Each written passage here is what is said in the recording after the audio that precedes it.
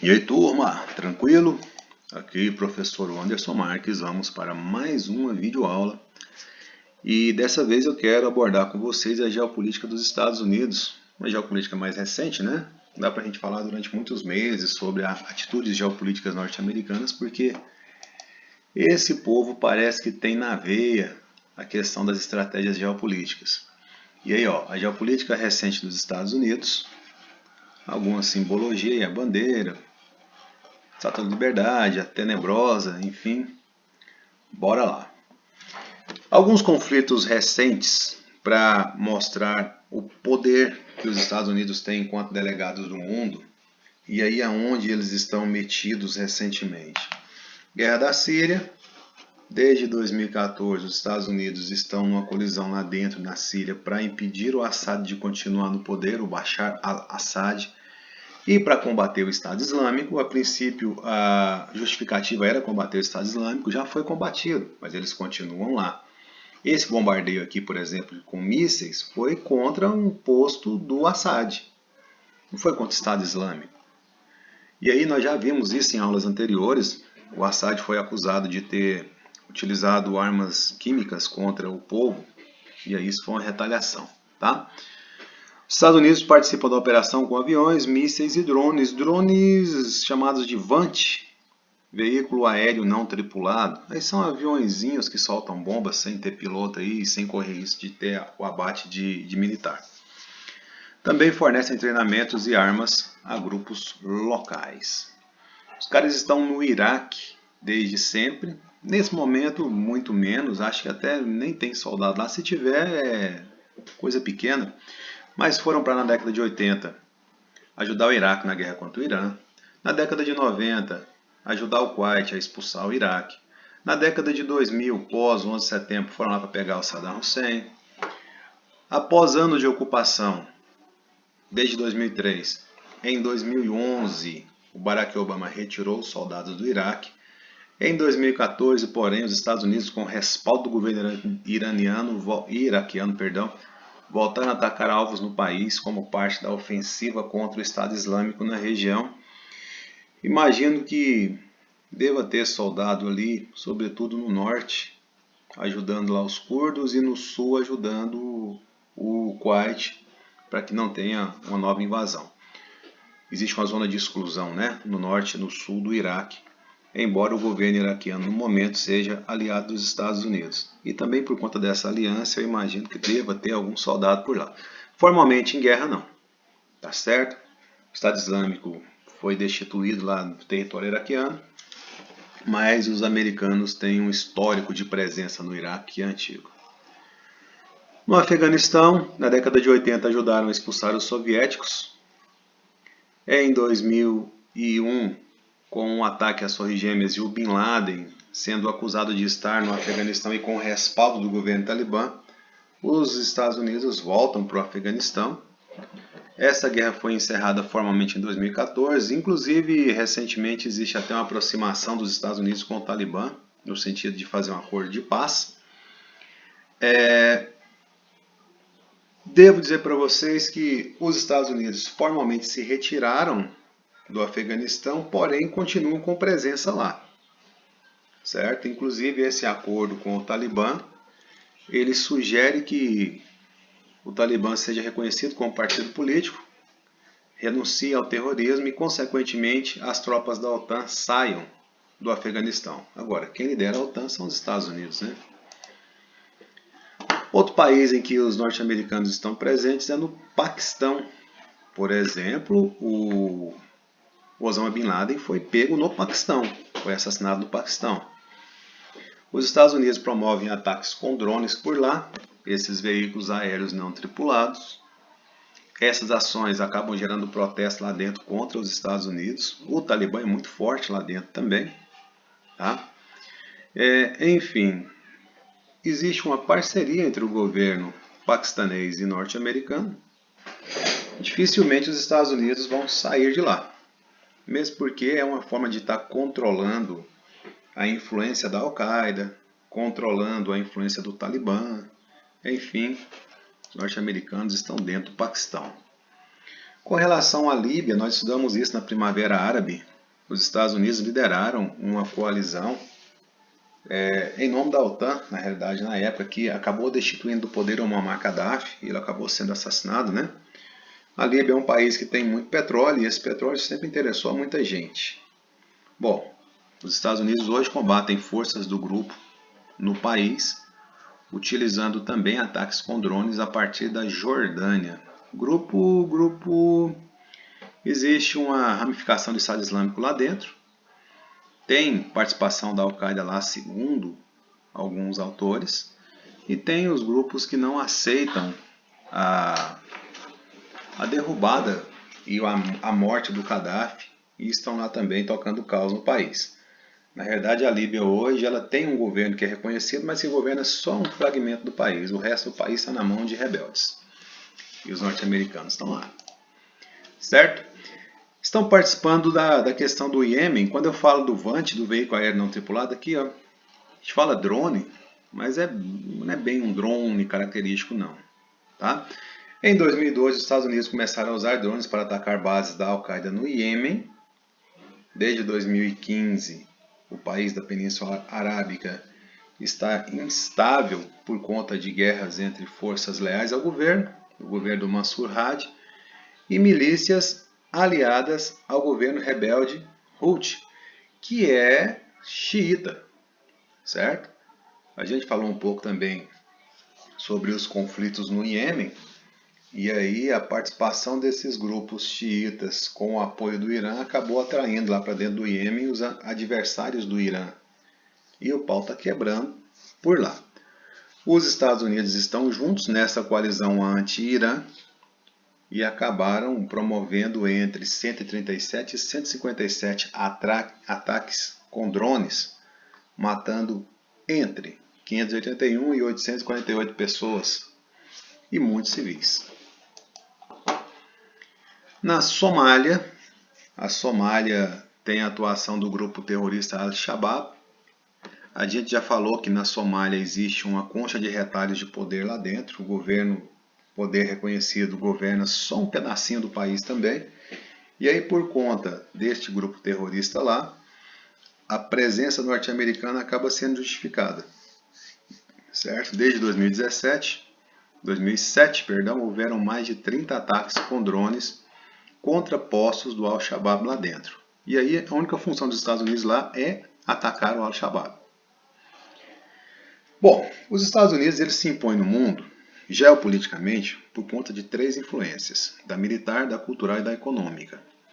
A influência cultural ela é difundida sobretudo pelos grandes veículos de comunicação, seriados, músicas e principalmente o cinema. Hollywood cumpre um papel muito forte nisso, no sentido de ditar como deve se vestir, o que se deve comer, o que se deve comprar, assistir, ouvir, enfim, ditar o chamado American Way of Life. As multinacionais estadunidenses também influenciam na vida política de outros países, na medida em que prega-se a democracia sugere campanha eleitoral sugere gasto, gasto sugere patrocínio e as grandes empresas patrocinam aqueles candidatos que depois vão acabar fazendo com que os interesses dessas grandes empresas sejam colocados em prática por alguém que esteja no poder. Consequentemente, eles bancam campanhas de candidatos que geralmente ganham, certo? E aí, eu quero fazer a ressalva dos grandes super-heróis da Marvel, sobretudo, mas da DC também, que tem nas cores a bandeira dos Estados Unidos: Capitão América, Mulher Maravilha, Superman, Homem-Aranha. Enfim, isso acaba sendo a propaganda dos Estados Unidos, certo? Com relação à influência econômica, eu vou usar só um argumento. Olha só, projeção do PIB em 2019 em relação a 2020, Estados Unidos, 21 trilhões. China, que é o segundo colocado, 14, muito distante ainda. Terceiro, que é o Japão, 5, 4,988. Quer dizer, a economia norte-americana é muito mais poderosa. Por conta disso, tem mais investimento em tecnologia, tem mais gasto militar, e aí os caras acabam se impondo militarmente. O poderio militar norte-americano, ele pode ser colocado de algumas formas.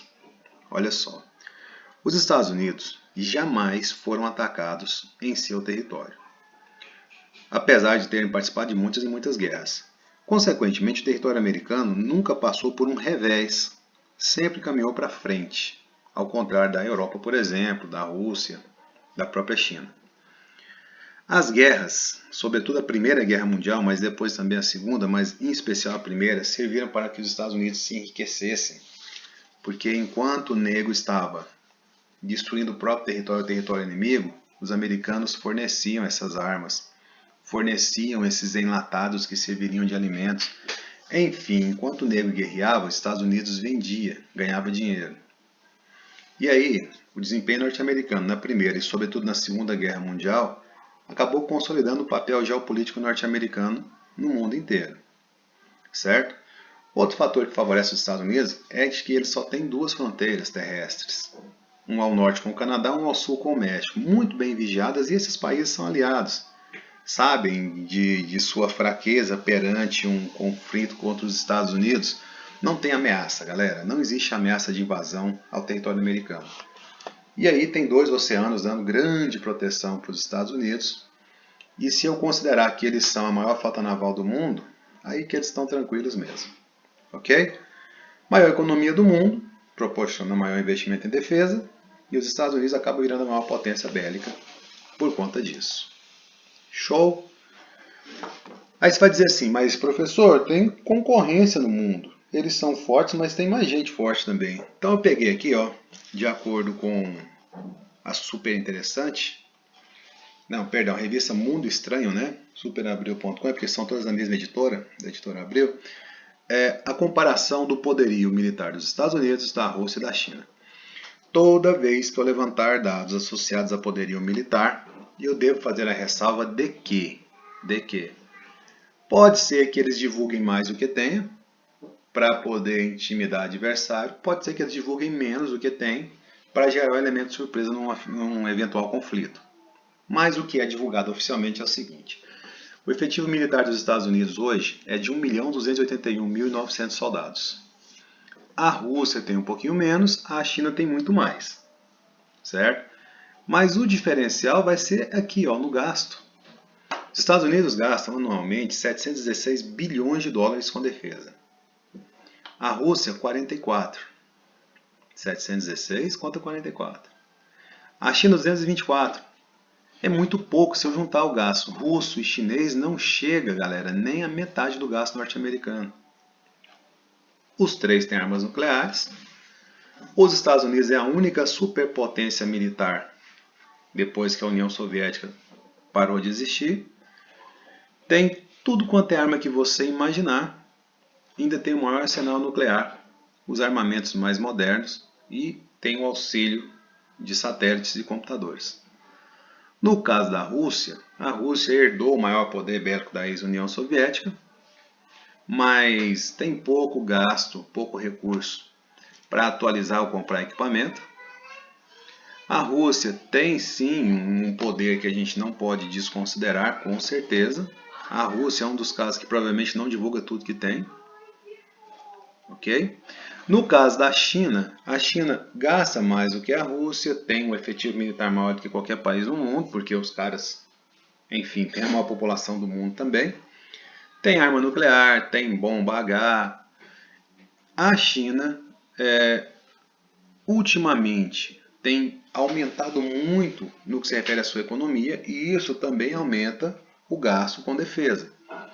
Por certo, com o tempo, a China deve servir de parâmetro contra os Estados Unidos, inclusive nos gastos e nos equipamentos, armamentos, etc. Mas não é o caso hoje. Tá? Hoje a única superpotência militar do mundo são os Estados Unidos. Os caras se dão ao luxo de fatiar o mundo em 7 frotas navais e cobrir todos os mares. Galera, existem porta-aviões aqui com capacidade de lançar míssil balístico em qualquer lugar no mundo nesse momento. E no mapa de cá, mostra onde estão as bases e a concentração das tropas americanas fora dos Estados Unidos. Os caras vão para todo lado, certo? Então, por conta disso, os Estados Unidos hoje são os grandes delegados do mundo, é a grande potência mundial. Influência política. Tem como principais aliados o Reino Unido, o Canadá, a Austrália, e esses três países, por meio de acordos militares, inclusive, Reino Unido e Canadá, OTAN, Austrália, ANZUS, que tem Austrália, Nova Zelândia e United States, Estados Unidos. Existe acordo com esses países do ponto de vista econômico e do ponto de vista militar. Israel, Japão e Coreia do Sul. Japão e Coreia do Sul foram reconstruídos às custas do dinheiro americano, Plano Colombo. Os Estados Unidos têm base militar em Japão e Coreia do Sul e também ajuda a fazer a defesa desses países. Com relação a Israel, desde a criação e consolidação do Estado de Israel, os americanos estiveram lá, lado a lado com os israelenses, inclusive em algumas guerras. Certo? Então, Japão, Coreia do Sul, Israel, Canadá, Reino Unido e Austrália são os grandes aliados norte-americanos no mundo. Mas eu poderia citar, por exemplo, o México, que também é um grande aliado, né? O Brasil, que é um líder regional e sempre foi aliado dos Estados Unidos, enfim. Encerrando a questão norte-americana com a doutrina Trump. A gente falou muito de doutrina Bush na década passada, e a doutrina Bush era baseada no ataque preventivo, né? Depois dos atentados de 11 de setembro. Mas já se fala em doutrina Trump, porque o presidente Donald Trump ele introduziu um modelo que é só dele, galera. Uma postura protecionista, inclusive renunciando à lógica do livre comércio, fechando a sua economia no que dá para fechar, fazendo taxação de produtos de parceiros de bloco econômico, como o México, por exemplo. Uma postura isolacionista, autoritarista, para nortear relações entre Estados Unidos e mundo, inclusive retirando a assinatura de acordos que já tinham sido feitos. Analistas dizem que o modelo de Trump põe em risco a estabilidade da ordem mundial, com crítica à globalização, desprezo pela pauta ambiental. Aqui uma curiosidade. O Trump nomeou para ministro do Meio Ambiente um cara que era criminoso ambiental. Na primeira vez que ele foi confrontado pela imprensa, ele falou assim: se dependesse de mim, nem Ministério do Meio Ambiente eu tinha. Então, me enche o saco por causa disso não. Enfim, esse enfrentamento, essa espécie de espírito armado 24 horas por dia, é uma das características da doutrina Trump. Mas vamos lá. Criticou ações que comprometeram o livre comércio e retirou os Estados Unidos de acordo de assinados, como eu falei. Vamos lá, vamos pautuar. Promessa de mudança no NAFTA, saída da OTAN, ele já ameaçou. Aumento no Muro do México e com o México pagando as despesas, ele já ameaçou. Saída do Acordo Transpacífico de Cooperação Econômica, aí ele saiu mesmo, já assinou a saída. Saída do Acordo de Paris, que é questão ambiental, saiu, os Estados Unidos não participaram. Inclusive, esse ano o Brasil ia sediar o Congresso associado ao Acordo de Paris e o Bolsonaro também acabou abrindo mão dessa sede. Retorno das indústrias da China e do México aos Estados Unidos, e aí o Trump começou a oferecer incentivos fiscais para que essas indústrias voltassem para os Estados Unidos. Tipo, se eles têm vantagem no México ou na China, eles teriam vantagem se voltassem também para os Estados Unidos, e isso para oferecer emprego nos Estados Unidos. Cancelamento de acordo norte-americano com Cuba, que o Barack Obama tinha feito, ele revogou, inclusive acusou Cuba de ter feito um ataque sonoro contra marinheiros norte-americanos no Caribe. E aí, galera, ataque sonoro. Enfim, soltou a música do Calypso lá para eles ouvirem. Retirada dos Estados Unidos da Unesco é uma ameaça, assim como é agora da OMS. Tá certo? Ele cortou verba da OMS, Organização Mundial da Saúde. O Unesco é o órgão da ONU que trata da cultura, educação e tal. Aumento da tensão com a Coreia do Norte, que acabou sendo revertido lá na frente com um acordo com a Coreia do Norte, aperto de mão, encontro, enfim. Restrição de imigrantes e refugiados, muçulmanos, mexicanos. Foi a primeira atitude dele enquanto presidente. Ele baixou um decreto proibindo que que muçulmanos entrassem lá dentro. No caso dos mexicanos, muçulmanos de alguns países específicos, tá? No caso dos mexicanos é o lance do muro, e isso acaba aumentando o preconceito lá dentro, porque tem gente que replica esse tipo de postura. Aumento da discriminação e dos protestos de extrema-direita, como aconteceu em Charlottesville. E aí, inclusive, a Ku Klux Klan mostrando as garras de novo dentro dos Estados Unidos. Fim do Obamacare, que é uma política de auxílio de saúde para pessoas que são menos favorecidas dentro dos Estados Unidos. Enfim, toda essa postura acaba dando para o Trump uma cara diferente dos outros presidentes norte-americanos e é chamado de doutrina Trump por conta disso. Show? Galera, geopolítica norte-americana é isso. Tentei abranger os aspectos recentes mais importantes. E aí vamos encerrando por aqui. Beleza? Grande abraço, até a próxima.